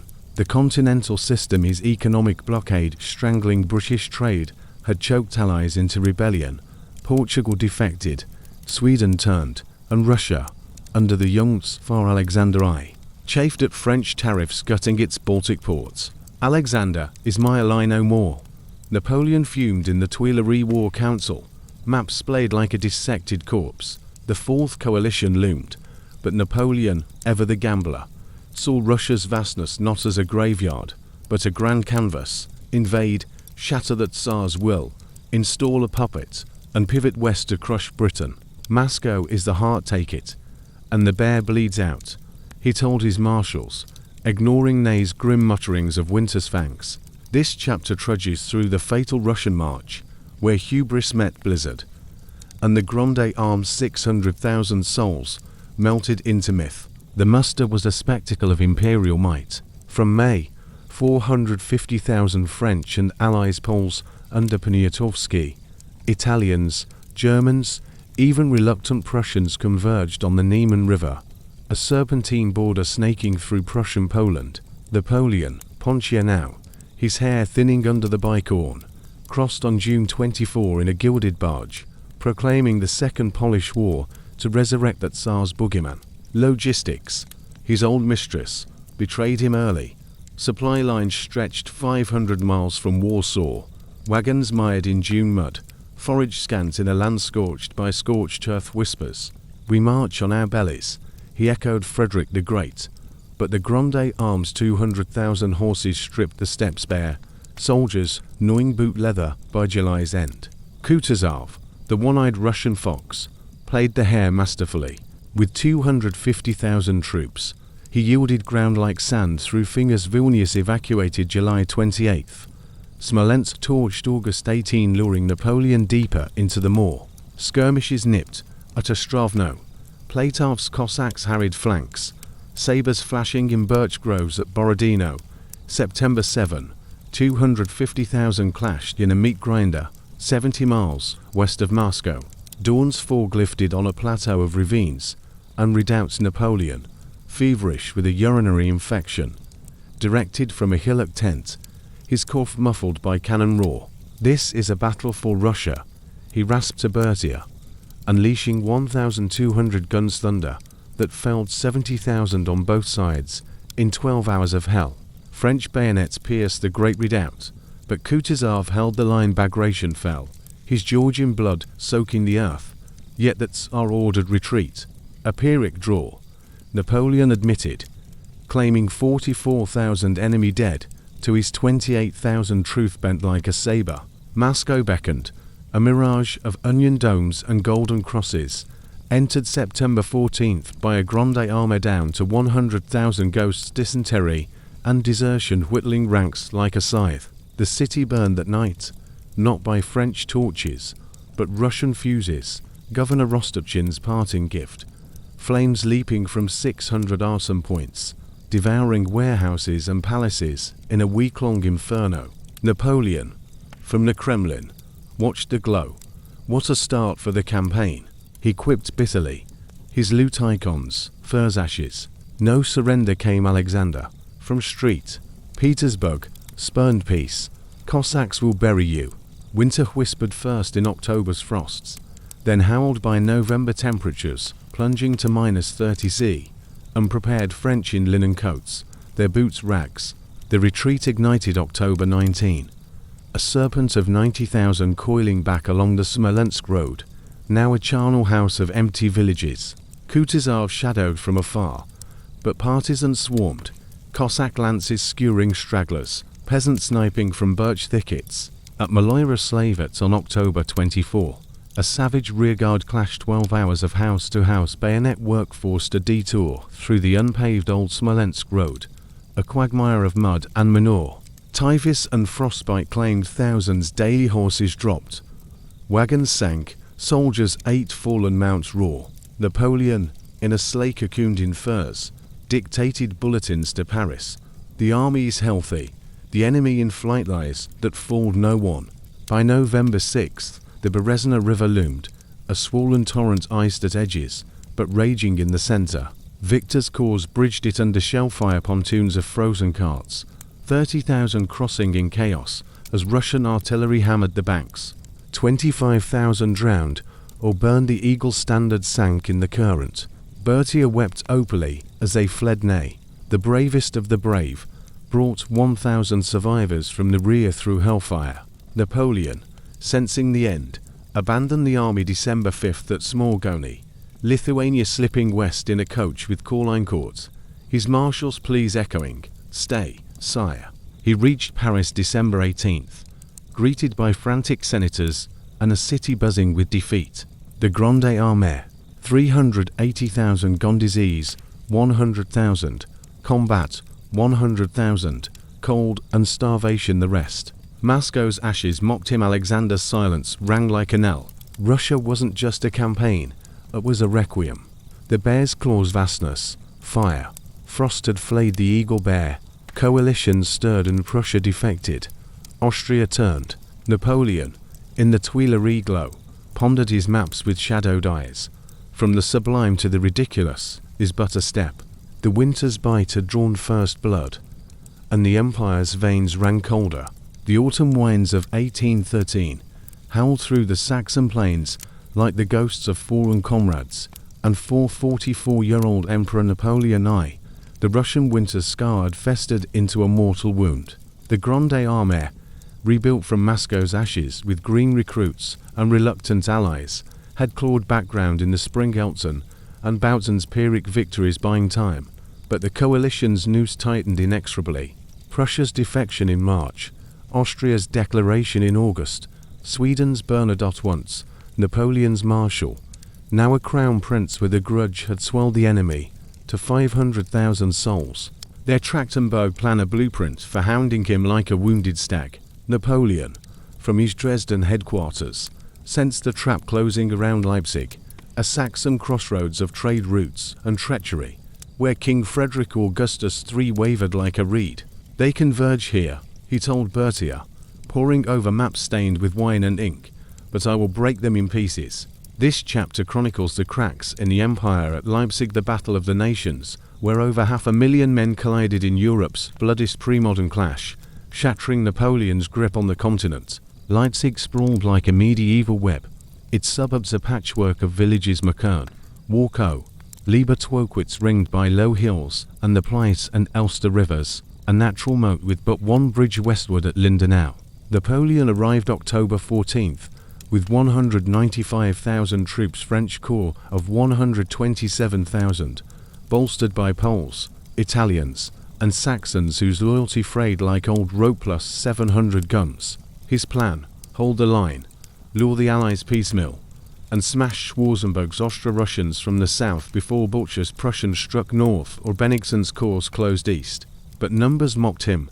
Schwarzenberg commanded 200,000 Austrians, and Russians Butcher, 60,000 Prussians Bennigsen, 30,000 more Bernadottes, Swedes lagged, but loomed. One more Austerlitz. Napoleon rallied his marshals at Probstede Manor, his voice a gravelly echo of youth, though fever racked his frame, and marshals like Oudinot grumbled of exhaustion. October 16 dawn misty, the air thick with the tang of unwashed wool and horse dung. Schwarzenberg, cautious as a cat, probed south at 7 a.m. His 78,000 Austrians and Russians under Prince Eugene of Württemberg crashing into Ney's corps at Warco. French batteries thundered canister, shredding white-coated lines, but the Allies pressed. Klenau's Austrians seizing Lieber-Twokwitz in savage hand-to-hand, bayonets flashing amid rye fields. Napoleon, telescope sweeping from the windmill at Meukern, wheeled Marmont's corps to the rescue, their volleys buckling the assault. "Forward, my eagles!" he bellowed, but by noon 20,000 lay mangled French 9,000. Allies 25,000 neither side yielding. North, Butcher's Prussians hammered York's corps at Meukern, a village of thatched roofs turned charnel house. York held the churchyard with 12-pounders barking from steeples, but Prussian storm columns overran it twice before MacDonald's counter pushed them back at dusk. A drawn day. Napoleon wired Paris, masking the bleed his Saxons wavering, Poles muttering of betrayal. The 17th was a spectral pause, Leipzig's bells tolling like dirges as reinforcements trickled. Napoleon gained 14,000, but Bernadotte's 60,000 Swedes sealed the east, swelling the coalition to 320,000. Deserters whispered of Saxony's secret till Frederick Augustus fled to French lines, then wavered. Napoleon, sleepless in his candlelit tent, pondered evacuation. Lindenau's bridge his lifeline, but pride chained him. We fight tomorrow, or die as Romans. Dawn of the 18th broke with a roar. 1,300 Allied guns twice as bellowed from dawn, shells arcing like iron rain over Connewitz and Probstede. Butcher surged north, York's fresh assault shattering Marmont's corps at Meukern anew, Prussian eagles piercing French squares in a frenzy of smoke and screams. South, Schwarzenberg unleashed 100,000, Wittgenstein's Russians storming the Elster's marshes, their green shakos bobbing through reeds as Poniatowski's Poles held the line with sabre charges that carved bloody furrows. By noon, the centre buckled.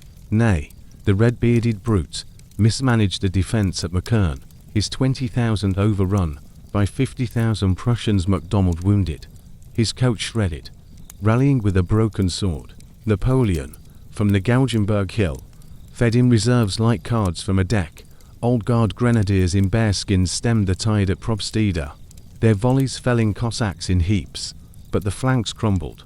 East, Bennigsen linked with Bernadotte traitor turned tormentor, his Swedes pinning Victor's cause. At 2 p.m, catastrophe.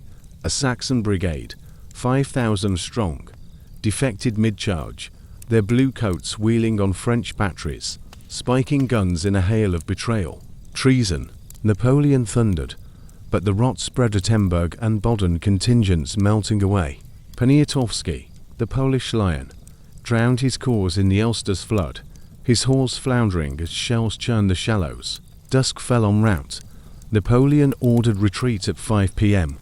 120,000 French snaking west over Lindenau's soul-spanner miracle of sappers under Bertrand, pontoons creaking under caissons and wounded. But horror capped the night. A panicked sergeant ignited the British charges prematurely, trapping 30,000 rearguard Poniatowski's remnants, the young guard in Leipzig's jaws. 15,000 drowned or surrendered, 300 guns lost to the muddy torrent. Casualties tallied apocalypse, France 73,000 to 38,000 killed or wounded, 35,000 captured, coalition 55,000, but victors. Napoleon limped to Hanau October 30, smashing a Bavarian blocking force in a rearguard blaze. But the dream curdled. A year ago, Europe marched with us, today against us, he confessed to the Senate, his voice hollow. Leipzig wasn't mere defeat, it was cataclysm, the largest battle before the Somme. 560,000 souls in the fray, 133,000 broken. The Confederation of the Rhine dissolved. Saxony flipped, the Rhine beckoned as invasion's frontier. Napoleon, in Fontainebleau's gloom, rallied for France's soil war, but the eagle's pinions were clipped, the empire's veins icebound. Coalitions closed like walls, exile's whisper grew to a gale. The spring of 1814 bloomed with the scent of defeat and dawning exile, and for 45-year-old Emperor Napoleon I, the Leipzig cataclysm of the previous year, had unraveled his empire like a frayed tricolour. Coalition boots Prussian, Austrian, Russian marched on Paris, their drums a dirge for the eagle's flight. As marshals like Marmont defected, and the Seine's bridges burned behind them, Napoleon, holed up in Fontainebleau's gilded cage, faced the abyss. From the sublime to the ridiculous, he murmured to his valet Marquand, staring at the chateau's frescoed ceilings, where gods mocked mortal frailty. The Senate, stacked with his own creatures, voted abdication on April 2nd. He signed it April 6th, a scrawl renouncing throne for his son, the King of Rome. But the allies are Alexander, cool-eyed and vengeful Metternich, the Austrian spider Castlereagh. Britain's iron fist demanded unconditional surrender. The Treaty of Fontainebleau, inked April 11th in a chamber thick with cigar smoke, stripped him bare. No sun, no sovereignty, just Elba rocky speck in the Tyrrhenian Sea, 10 miles off Tuscany, with 12,000 souls, and a pension of 2 million francs. Its emperor a jest in sovereign robes. This chapter whispers through exile's bars and escapes thunder. From Elba's olive groves to the 100 Days' fevered blaze, where Napoleon's last gamble lit France like a comet. The voyage to Elba aboard HMS Undaunted was a farce of faded pomp. On April 20th, Napoleon boarded at Fréjus amid tearful crowds, women clutching his coattails, soldiers sobbing Vive l'Empereur. But the British frigate, under Captain Usher, was a prison in silk, velvet cabins, silver plate, yet guards at every hatch. He attempted suicide that night, swallowing poison from a ring prepared for Moscow's end, but it fizzled, a bitter emetic leaving him retching over the rail. I wish to die, he confessed to Caulaincourt, his foreign minister turned confessor. But fate denies even that. Landfall at Porto Ferraio on May 4 was a muted coronation. Cannon salutes from the island's forts, a guard of 700 ragged troops, French, Corsican, Italian cheering as he rode a white charger through garlanded streets. Elba, a jagged emerald of iron mines and vineyards, was no Siberia, but a gilded trap, 86 square miles of hills and bays, its capital a fortress town of ochre walls and echoing piazzas. The Allies granted him royal taxes, army, flag, but spies swarmed. British Captain Neil Campbell, ostensibly a commissioner, shadowed his every stroll, reporting to London on the ex-emperor's moods. Exile was a strange idyll laced with intrigue. Napoleon, Pontchartrain, his sideburns graying, threw himself into petty empire building, roads paved through mucky scrub, aqueducts snaking to parched farms, ironworks revived with French engineers. He drilled his 2,000-man garrison on Mulini Beach, barking orders in a voice hoarse from disuse, while savants mapped the island's geology. Mornings brought rides to Medana del Monte Hermitage, afternoons hunts in Corco groves, where wild boar tested his faltering aim. Letters flooded in 3,000 a month from Europe, smuggled past censors. Marie Waleska, his Polish lover, penned tearful pleas his mother Letizia. From Rome, urged patience. Josephine's death in May 1814 reached him via gazettes, a quiet gut punch he mourned in seclusion, dictating memoirs to Lars Cases, his chamberlain, by lamplight. Elba is my street. Helena, he joked bitterly, but eyes on Vienna's Congress Metternich carving Europe like a roast fuel plots. Whispers from Paris painted Louis XVII's restoration as farce, the fat king's purges of Bonapartists, his charter of 1814 a velvet glove over noble claws, taxes biting veterans, while Migers reclaimed looted estates. The Bourbons learn nothing and forget nothing. Napoleon sneered to his circle Berthier, now a ghost of Leipzig Marquand, loyal shadow. By January 1815, the cage chafed raw. Campbell, lured to Naples on a false errand, left the coast unguarded. French garrison mutterings of unpaid wages boiled. Napoleon, in Mulini's villa, pored over smuggled bulletins, Ney's bombast in the chamber. I'll bring him back in an iron cage. Now a royalist boast royalist riots in the Vend. The eagle flies from steeple to steeple, he murmured, echoing old Marshall's oaths. On February 26, under a sickle moon, he slipped aboard the brigging Constant 7 vessels, a flotilla of fishing smacks with 1,000 men, grenadiers in threadbare greatcoats, polished lancers clutching eagles, his faithful Mameluke Roustam at the helm. Portoferraio's guns boomed a feigned salute as they ghosted into the night, dodging British patrols HMS Partridge's lanterns, flickering futilely offshore. To France, Napoleon toasted, the Tyrrhenian spray baptizing his comeback. Landfall at Gulf 1 on March 1 was a gambler's throw. Cambeaches, a cannon shot from Royal Provence, with 600 souls and no horse. Soldiers of the 5th, do you recognize me? He called to the 1st Royalist Battalion blocking his path near Grenoble on March 7, unbuttoning his grey greatcoat to bear the white waistcoat beneath. If one of you wants to kill his emperor, here I am. Muskets trembled as Sergeant dashed forward, kissing his hand. Vive l'Empereur, thundered the line, defecting en masse 600 blue coats swelling to 7,000 by nightfall. The march north became legend. No shots fired, villages emptying to join, tricolours unfurling from barns. Lions cheered March 10. Burgundy toasted with liberated cellars by March 20. Paris's gates yawned. Louis V fleeing to Ghent in nightshirt, his court scattering like pigeons. The Tuileries echoed with boots again. Napoleon, gaunt but electric, addressed the chamber. The eagle has landed. The 100 days blazed like a fever dream. Reforms rushed. Benjamin Constable's additional act, April 22nd, a liberal charter with press freedoms and expanded suffrage. Though laced with Napoleon's veto, armies swelled. 200,000 veterans recalled from depots. Green conscripts drilled in panic. Ney, forgiven and promoted, swore fealty devout.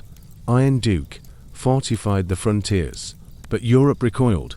Vienna's Congress branded him outlaw. March 13. The 7th Coalition mobilized Wellington's British, Butcher's Prussians, 700,000 bayonets grinding south. Napoleon, in the Élysées war room, planned a preemptive strike, divide the Allies at the Belgian frontier, crush them piecemeal. One more Austerlitz, he rallied. But shadows lengthened. Marshals bickered, funds bled dry, his corps a harbinger. The escape wasn't resurrection, it was a phantom's dance. Elba's whispers fueling Paris's roar. Yet the throne, reclaimed in glory's afterglow, teetered on Waterloo's edge, where fate's dice would roll final. Next, the fields of Waterloo, where the final gambit crumbles in rain and ruin. The rain of June 17, 1815, had turned the Belgian fields into a quagmire of sucking mud and splintered dreams, and for 46-year-old Emperor Napoleon I, the 100 days' feverish resurgence now hung on a thread woven from hope and hubris. From Paris, he'd marched north with 124,000 men, a patchwork of veterans scarred by Leipzig's rout and green conscripts drilled in haste, splitting the coalition at its seams. Ney to hold Cottebros, Grouchy with 33-0 to hound Butcher's Prussians after Ligny's Pyrrhic French win 2 days prior.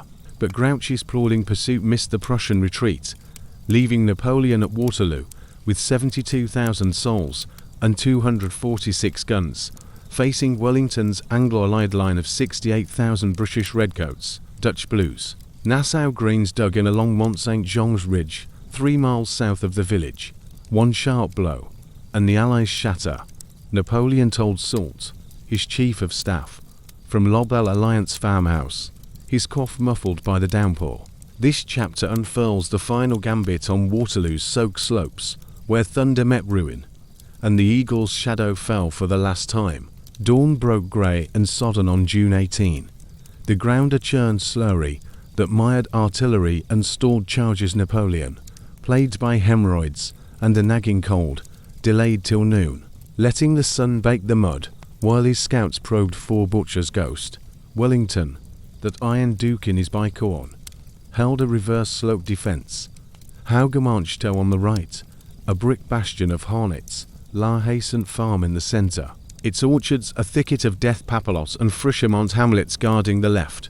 His line, 2,000 yards wide, crouched behind hedges and copses, red squares unyielding as Roman testados. Napoleon, telescope sweeping from his observatory hillock, unleashed d'Erlon's corps at 11:30 a.m. 20,000 in column, drums rattling like bones aiming to crack the Allied centre.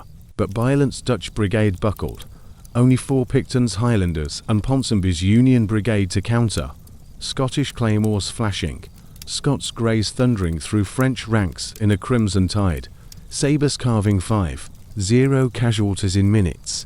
The English are lions led by asses. Napoleon snarled as d'Erlon fell back, his assault blunted by canister and clay. Nay, the one-eyed firebrand promoted to Prince of Moscow took the reins at 2 p.m., mistaking La Hayen's fall for a breach. Take the farm, and the ridge is ours, Napoleon urged, but nay, riderless in fury, hurled wave after wave Kellerman's cuirassiers, Milhaud's carabiniers into the Allied squares. 10,000 heavy horse, breastplates gleaming like silver fish, charged up the slope in a thunder of hoofs and trumpets, only to founder on Picton's volleys. Ain musket fixed Y bayonet. The Scots roared, their hollow squares a hedge of steel, lancers skewered on reverse pikes. Ney's 5,000 cavalry assaults 9 in all. From 4 p.m. to 7 crashed like waves on Mont Saint Jean's rocks, 5,000 French riders and mounts left mangled in the mud, their brass helmets glinting amid the carnage. Where is my infantry? Napoleon bellowed from afar, his Imperial Guard held in reserve like a miser's coin, as Wellington's lines, though blooded 9,000 down held like anvil. Grouchy's silence was the serpent in the garden, dispatched to waver after phantom Prussians. His 33,000 clashed with Thielmann's rearguard, but never veered to Waterloo smoke. At 4:30 p.m., Butcher's eagles appeared not ghosts, but 50,000 Prussians under Ziethen's corps, wheeling from the east like a Prussian storm.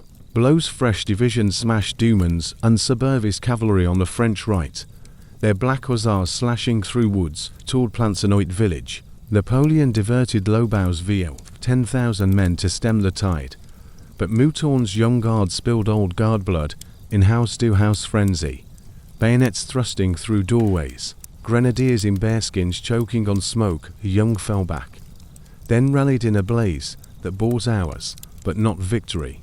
The Prussians are here, a courier gasped at 7:30, and Napoleon's face drained to ash his divided strategy. The 100 days' fatal flaw, laid bare. Twilight bled into dusk at 7:30 p.m. The ridge a tableau of hell, mud churned to bloody soup, bodies piled like cordwood, the air acrid with powder and entrails. Wellington, hatless amid the din, signalled the line, up, guards, and at them again. As Butcher's tide lapped the French rear, Napoleon committed his last card, the 5,000 Imperial Guard, his immortals in blue greatcoats and polished shakos, marching in hollow squares to the ridge's crest. Let no one doubt my orders, he cried, but the Allies rose like avengers. Maitland's guards volleyed point-blank, Chassey's Dutch Nassauers flanked from the orchards, Prussian Jaegers enfiladed from Plancenoit, the guard buckled shakos toppling. Eagles trampled as 1,500 fell in minutes, the survivors fleeing in crimson rout. Lolgard Recul echoed like doom, the invincible shattered, panic cascaded, Ney's remnants broke, d'Erlon's corps dissolved into the chaos, French guns abandoned in the mire.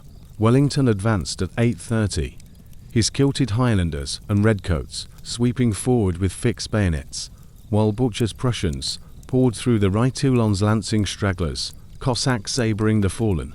Napoleon, mounted on Marengo, his white charger foaming, rallied at La Belle Alliance, steady, my children.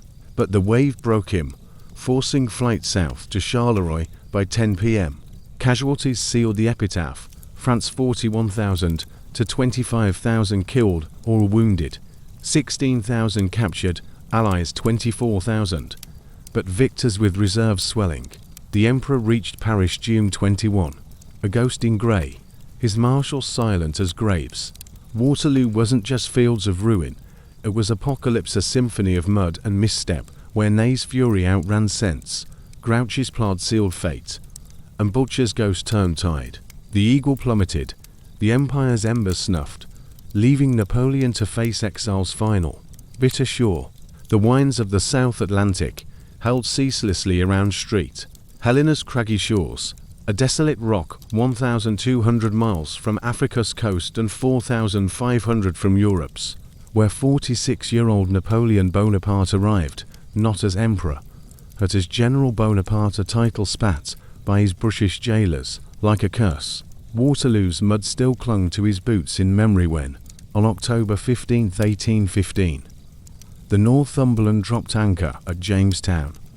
Its harbour a narrow gash of basalt cliffs, guarded by cannon embrasures and the unblinking eyes of HMS Bedford. The Allies Alexander's Russia, Metternich's Austria, Castlereagh's Britain had chosen this forsaken speck, once a way station for East Indiamen, as his eternal cage. No Elba's olive groves or 100 Days' fever, but a humid prison of 47 square miles, patrolled by 3,000 redcoats, and a governor whose name would become synonymous with torment. This final chapter echoes through the exile's slow poison, Napoleon's death in Longwood's damp shadows, and the legacy that outlived him, a paradox of enlightened tyrant, whose fire scorched Europe yet lit the path to modernity. The disembarkation was a grim pantomime. Napoleon, pale and paunchy in a green frock coat, stepped ashore amid a drizzle that slicked the wharf, flanked by his loyal shard, Henry Gratian Bertrand, Grand Marshal, with his stoic wife, Charles de Montfaucon, the enigmatic aide, whose motives whispered of poison, and a retinue of 40 servants, surgeons, the Mameluke Roustam, with his curved yataghan. No crowds cheered, only islanders, gawked from doorways, their faces weathered by trade wines, murmuring of the Corsican ogre, Governor Sir Hudson Lowe, a pinched Corsican hater who'd hunted Paoli's rebels, awaited with frosty protocol. No imperial honours, rations doled like alms. His Longwood house a damp pavilion of peeling paper, and leaky roof thrust upon them 5 miles inland, its verandas patrolled by sentries every 20 paces. This is no exile, Napoleon quipped to Bertrand, surveying the gum trees and goats. It's a slow assassination. Lo, under orders to starve him of dignity. Haggled over every candle, every cask of claret, British thrift masking vengeful spite. Life at Longwood was a theatre of the absurd, where the conqueror of Austerlitz dictated memoirs by oil lamp, his coffer wet rattle echoing off walls black with mould. Mornings brought rides in the Briars Pavilion's cramped garden, first a brief idyll with young Betsy Balcom, the governor's daughter's saucy sparring partner, whose orange fights and whispers of Europe pierced the tedium, then endless afternoons in the billiard room, plotting phantom campaigns on a green baize map. He paced the Longwood Loop, a 1.5-mile circuit under Highlander's gaze, railing against Lowe's jailer restrictions. No unescorted walks, letters slit like throats. His pension slashed from 6 to 2 million francs when Elba's escape soured London. Health crumbled under the island's lash humid fevers. Arsenic-laced wallpaper, a verdigris killer. Debates rage, and a stomach gnawing like Masco's frost. Antomarchi, his Corsican surgeon, bled him with leeches. Montholland's calomel purged him to phantasm. France, the army, Josephine.